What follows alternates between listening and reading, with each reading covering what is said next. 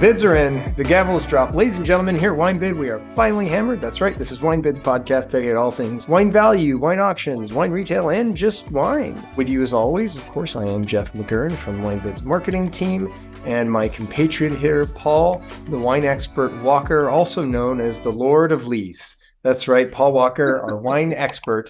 And today we're going to be recapping, well, not recapping, sorry. We did the recap episode. Today we're going to be talking about what's coming into auction in beautiful, sunny California, where quite a bit of wine is made. Wouldn't you say, Paul? That's true. Yeah, I should specify. This is stuff that's in auction currently. Sorry. It's in auction. Not coming in, it's in now. It's in now. You can go bid on it today. All right. Exactly. Well, depending on when you listen to this podcast. But okay, I'm going to start off. There's a lot of stuff to cover, so I'm going to get right into it. Okay. What region are we covering? You never even mentioned California. I said California. Oh, you said California. Yeah, I guess you did mention California. Yes. I know you're referring to California. Wines from California. Wines from California. There's a ton of Joseph Phelps coming in to auction this week. There is a lot of big formats too. A lot of big formats, a bunch of mags, of Bacchus mags, and just the cab mags, and there's just a bunch of insignia mags coming into auction. Just if you're interested in Joseph Phelps, this is your week. We've got a bunch of lots, and a lot of them have multiple bottles too, which is really cool. There's a bunch of Realm coming into auction as well. We've got just a grip of Realm that is coming into auction from all different types of Realm, from Sauvignon Blancs to, I don't know, all the, I could go through and read all their, things, but I'm just going to say there's a bunch of Realm coming into auction. Okay. Stuff that I thought was interesting. Specific bottles, 95 Ridge Montebello, I thought was really cool. I think we have the 94 as well. The 95 is a little bit less. Late 90s vintage. Late 90s vintage. Great. But I thought the 95 was maybe a better deal than the 94.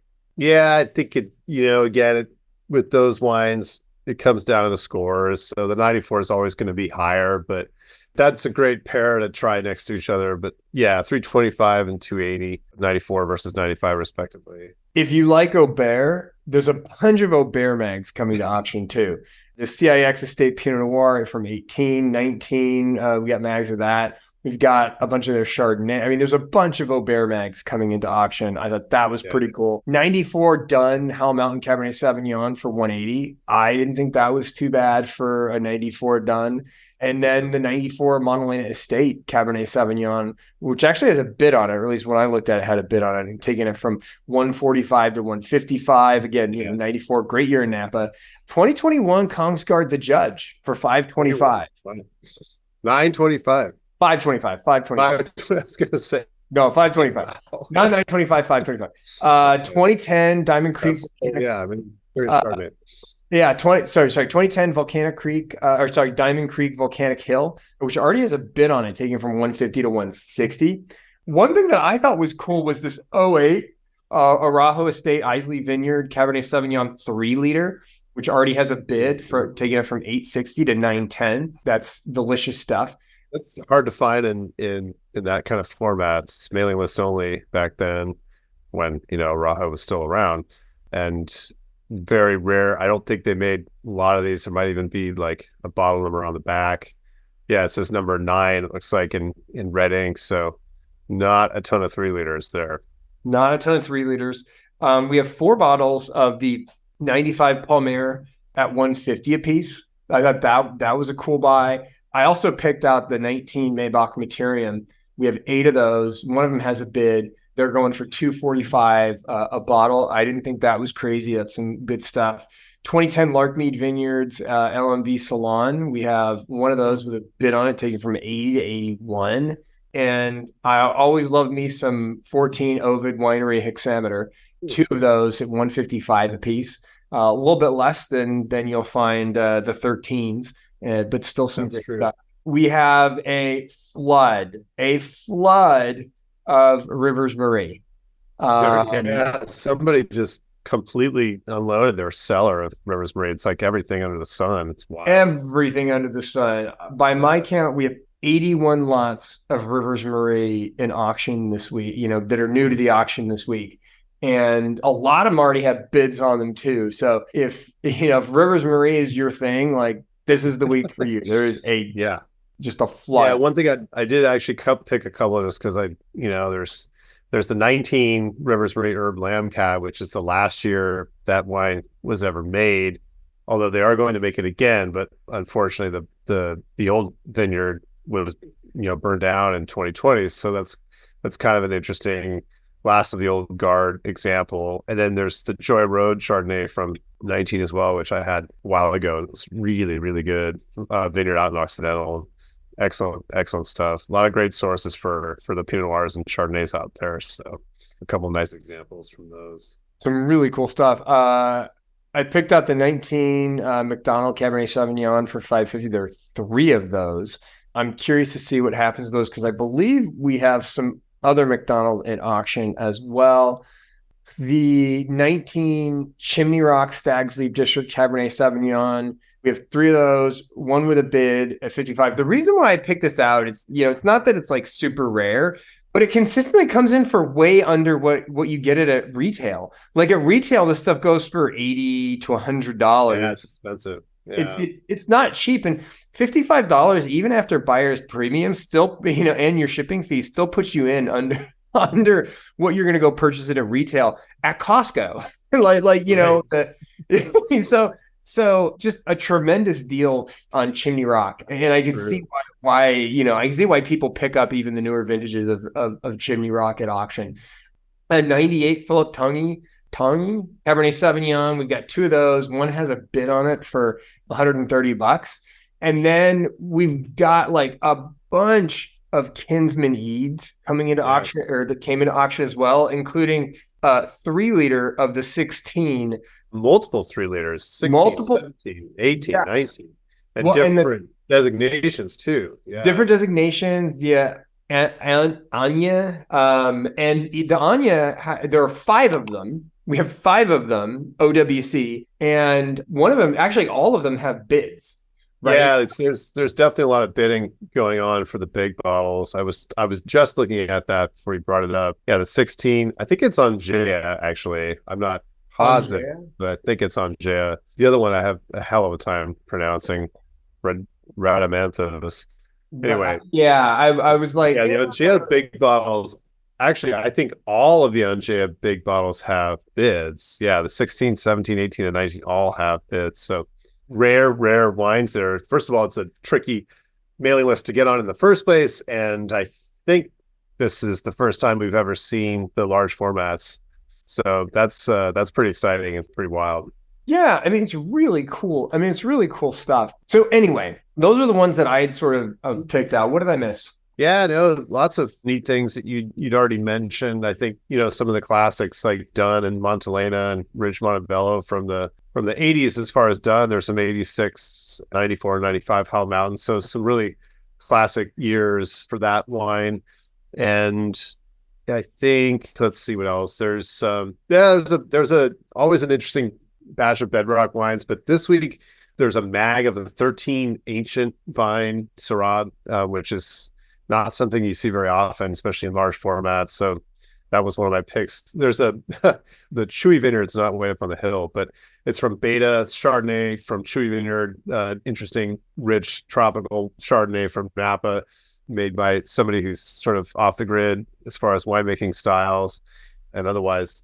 Let's see, some Black Sears, Howell Mountain Cab, some Chapelet Cabernet Franc, which I was gonna mention the Cabernet. I mean, Chapelet Cabernet Franc is fantastic, and well, yeah, because it's Richard Hill Estate stuff, and it's limited, production, and it's really expensive, right? From the winery, probably at least double that. It's not cheap. It's got to be more than $70. It's more than $70, and actually, I had the 2019 on a visit to Chapelet, and from the Pritchard Hill, because is that the only bottling? Is the Pritchard Hill Estate bottling, or do they have sort of the signature label? As far as I know, so if you the 2021 they've got for $115, so $70 even after.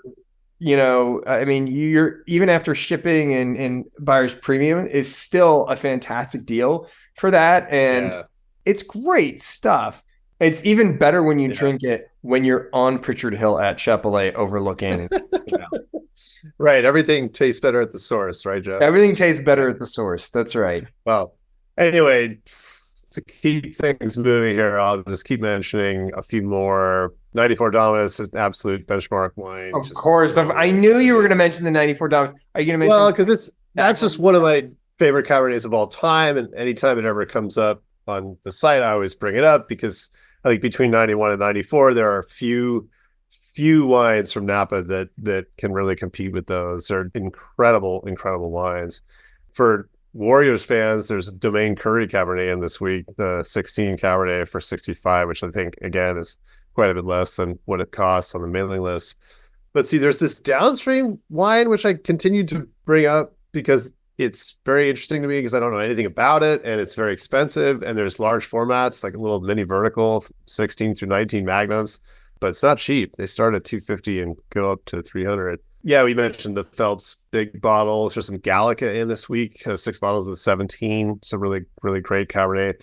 Henzel Pinot Noir from 16 to 45 I thought was a good deal. There's some Kenzo estate wines, which you don't see all that often.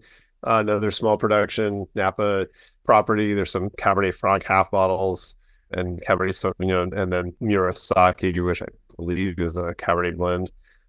Some Melville 3 liters, which we hardly ever see, which I thought were very cool because they're not expensive. 19, let's see, Block M and Sandy's Pinot Noir 3 liters, and the Terraces 2020 for 160. So not very expensive. A bunch of Moonside wines, which we also don't see very often. Another, small mailing list, very expensive stuff, but tends to be quite a bit less. It seems to be a theme this week for domestic wines anyway. Less than the mailing list cost. There's actually I flagged a bottle of the 19 Corinne Cuvée Pinot Noir because it was at $37, and I think it's at least twice that on the mailing list. So it's a good deal. As you mentioned, the Turley era Pallmeyers, which they always catch my attention because they're so good. The 98, which I know was a really tricky year. It's relatively cheap, $70. I don't know how it's drinking now, but there's a bunch of Paul Lotto. Again, small production, Central Coast wineries, really good Pinot Noir and Syrah. I haven't had the Chardonnays, but I noticed there's magnums of all these different examples, which again, I think are probably not easy to get unless you've been on the mailing list a long time. There's a Letters to Europe Magnum, I think 750s as well, which is a Rhone blend they make. People absolutely love. So some really nice stuff. Some older, again, 90s vintage stuff from California. There's some 93, 95, and 96 Peter Michael Le Pavot, which is relatively inexpensive. And again, even now, all these years later, I believe it's probably not much more than it costs way back then. $100 for the 93 and 85 for the 95, which I thought was a steal. And then 105 for the 96. I actually just had, when you were off cruising around, Jeff, I had the 13 because I didn't think it was too expensive. It was quite good. There's some Progeny Cabernet, another thing we don't see very often, another small mailing list wine. Yeah, you mentioned all the realms. There's the Cabernet Franc Mag from Tocolon, which is quite a rare offering. I think, again, that's sort of like a super limited mailing list only type thing that not a lot of people have access to. Let's see, Rocchioli, there's some single vineyard Pinot Noir, which again is going for quite a bit less than the mailing list. $52 for the 19 Little Hill. That's got to be close to $100 on the mailing list. So Roy Piper Wines is a great winemaker, actually known for quite a while, doing some amazing stuff. Anyway, there's 13, 14, 16. Some Rudius, another great winemaker, Jeff Ames. Some Sandlands, another great winemaker, Tegan Pasalacqua, is doing some awesome stuff out of Lodi and other places that people seem to not really be aware of, and they're not expensive. They're great wines, $30, and even as low as 20, 25. Carignan, Mataro, all kinds of other things. Chenin Blanc, Nebbiolo, just great stuff. You see there's some Staglins in too? I did 13, 16. 13, 14, 15, 16. Yeah, and all the Salis ones. Salis, there's some Salis, the state Salis. And normally I would mention those, but every time I mention them, you're like, of course you're going to mention, and so... And then the same thing with Chapelay. And then you go and mention them, of course. Well, there's a couple of each. I don't think they're all just going to disappear right away. I mean, they're not not inexpensive. They're not, they're not cheap.